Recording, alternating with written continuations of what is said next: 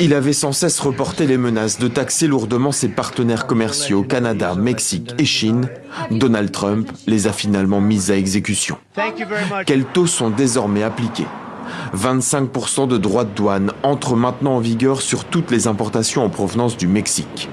Même pénalité sur les produits canadiens, à l'exception des hydrocarbures, taxés eux à hauteur de 10% seulement. La Chine va elle aussi voir l'ensemble de ses exportations taxées de 10% supplémentaires, qui s'ajoutent aux 10% de taxes déjà en vigueur. Face à ces mesures, la riposte s'organise. Au Canada, 155 milliards de dollars de marchandises américaines vont être taxées à 25%.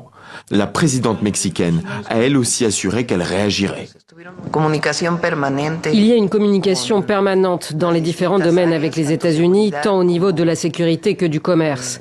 Nous allons attendre de voir ce qui va se passer. Pour cela, il faut de la constance, de la sérénité et de la patience. Nous avons un plan A, B, C et D. Pékin impose de son côté des droits de douane supplémentaires de 15% sur une série de produits américains, dont le poulet, le blé, le maïs, le coton ou encore le soja. Si les États-Unis ont des arrière-pensées et persistent à mener une guerre de douane, une guerre commerciale ou tout autre type de guerre, la Chine va se battre jusqu'au bout.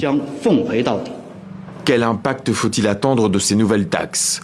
En 2024, le Canada, la Chine et le Mexique ont représenté ensemble 42% des biens importés aux États-Unis pour un total de 1400 milliards de dollars. Les nouveaux taux imposés à la Chine devraient rapporter à eux seuls 84 milliards de dollars au Trésor américain, soit davantage que la totalité des droits de douane perçus l'année passée.